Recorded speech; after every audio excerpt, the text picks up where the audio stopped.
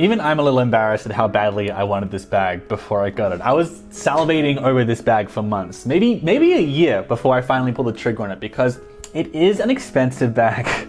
But I don't know if I own a cooler backpack. Like, do I own more functional backpacks? Sure. Do I own more modern backpacks? Yes.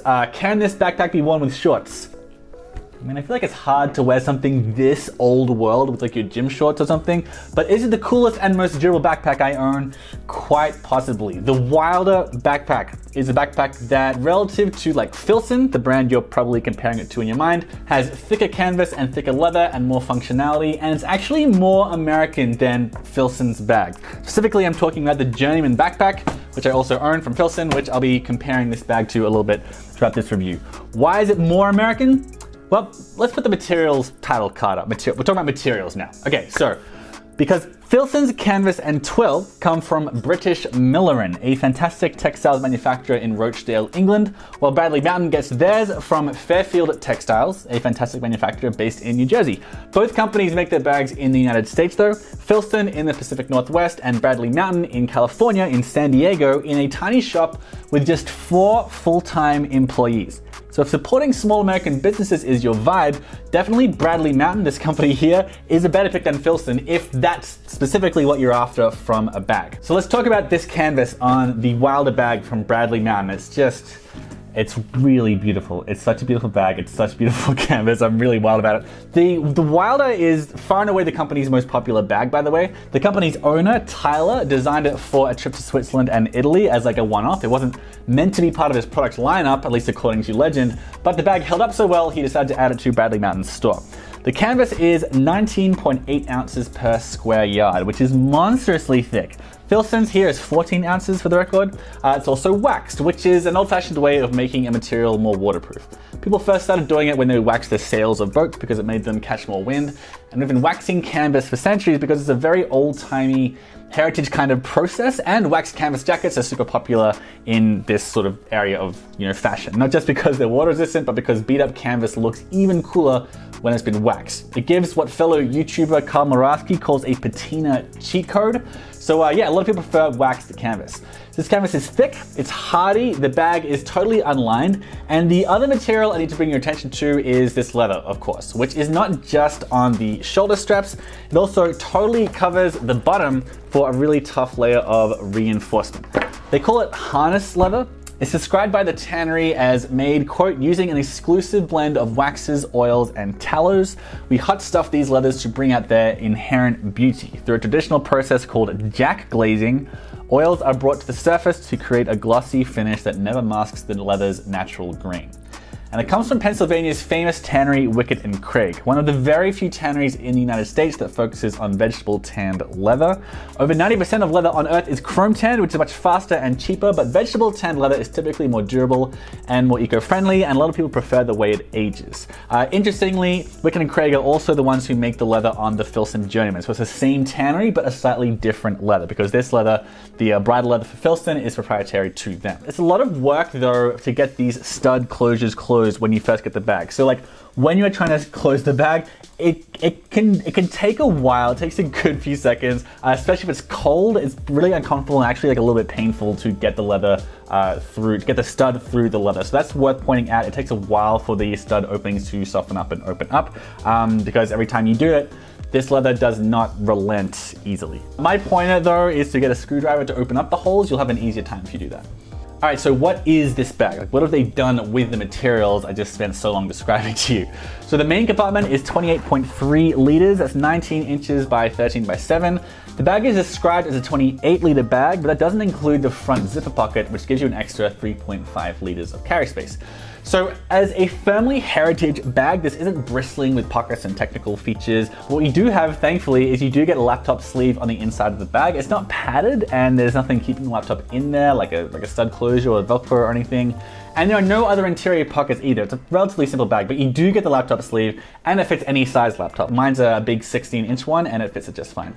On the outside, you have this 3.5 liter pocket with an antique brass zipper on the front and this little front pocket here that clasps closed. Is it very secure? No, but I've put like gummies, a can of beer in there, that kind of thing, and it works okay if it's a big enough thing you're storing in there. The exterior sleeve here is described as a water bottle holder, but every time they feature this bag on their Instagram, it's being used to carry like a flashlight or a shirt or whatever this is, and the belts on the side of it as well. Your first thought might be to using it to strap a blanket to the outside of it, but it's been seen on their website as being used for a shovel, a jacket, a little coffee cup, whatever you like. Personally, I like to strap a jacket to the outside of this when I am out and about and I need to store my jacket because it gets too warm. And in the water bottle holder, I hold water bottles and also my glasses case because I'm a big dog. So let's talk about the price of this bag. Okay, so this bag costs $445. Now, if you've only owned cheap nylon backpacks your whole life, your jaw probably just dropped when I said that number. If you like these sorts of backpacks though that are made in the United States with high quality heritage materials like 20-ounce canvas and vegetable tan leather, well, let's think about it. Let's compare it to Filson again, right? So Filson's genuine backpack, this is $50 cheaper, like it's 12% cheaper, but the canvas is 35% thinner and it holds 18% less. It's 21 liters here versus 25 liters here.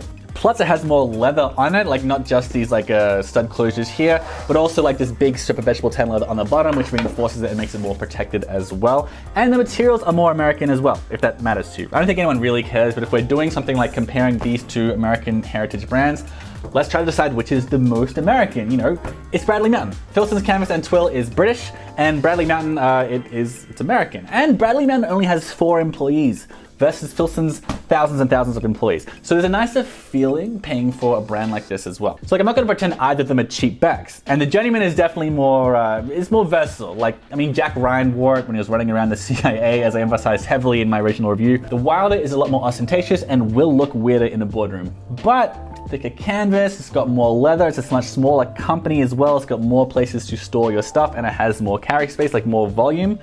There's an argument to be made that this bag is better value than the Filson Genuine. It's just up to you whether you buy it or not. Okay, let's wrap this up with some pros and cons.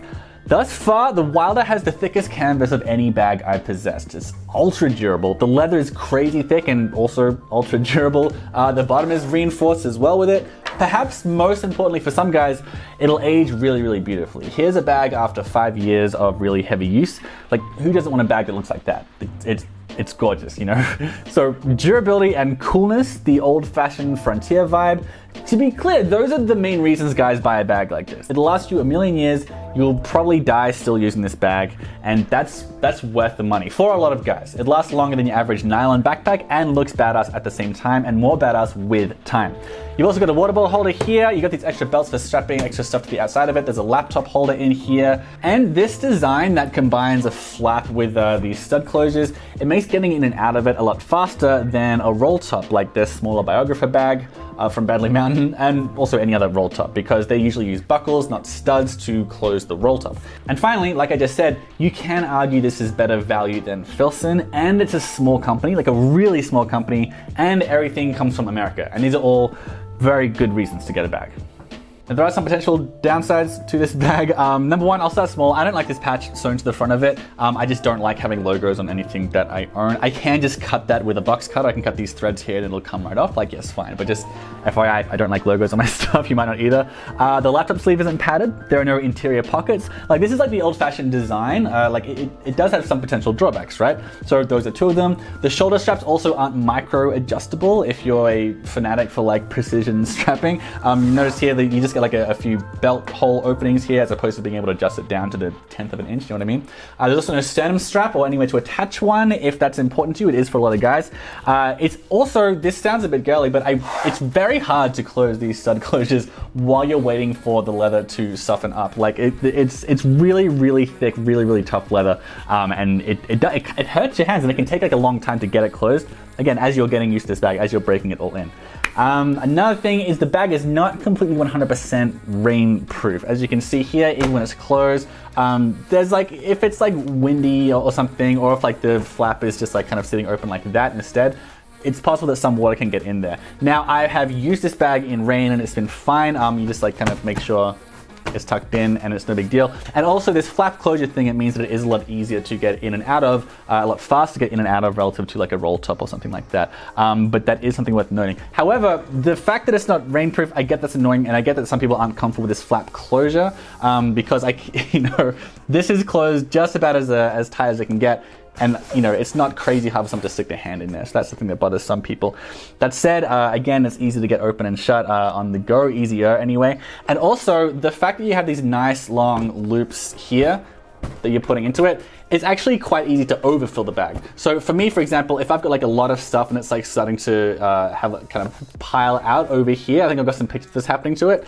I can just like, I can still close it and I put the stud closure onto that one, like the very last one, and it'll be like sort of overflowing, but I can still keep the stuff secure there. So in that respect, it actually is pretty flexible as far as like how much room it offers you. All right, man, those are my thoughts on the very famous Wilder backpack, the flagship bag from Bradley Mountain. Yeah, the main stuff to note is it hurts your fingers getting the studs through the first few weeks or whatever as you're waiting for the leather to soften up, and otherwise it's not very padded with a laptop sleeve, and also it's very expensive. Otherwise, really good bag, really cool bag, and yeah, arguably better quality than Filson, better value rather. It's up to you though, it depends on what you actually like in a bag. Let me know in the comments below if you would consider shelling out for a bag like this. I think it's worth it, but I know it's a very controversial statement to make, and I completely respect you if you disagree. So let me know in the comments if you like this bag, if you would ever get it, if you'd rather get Filson, or if there's another wax canvas, wax filled backpack you'd like me to check out, because I'm reviewing a lot of them these days, and I'd love to hear your suggestions.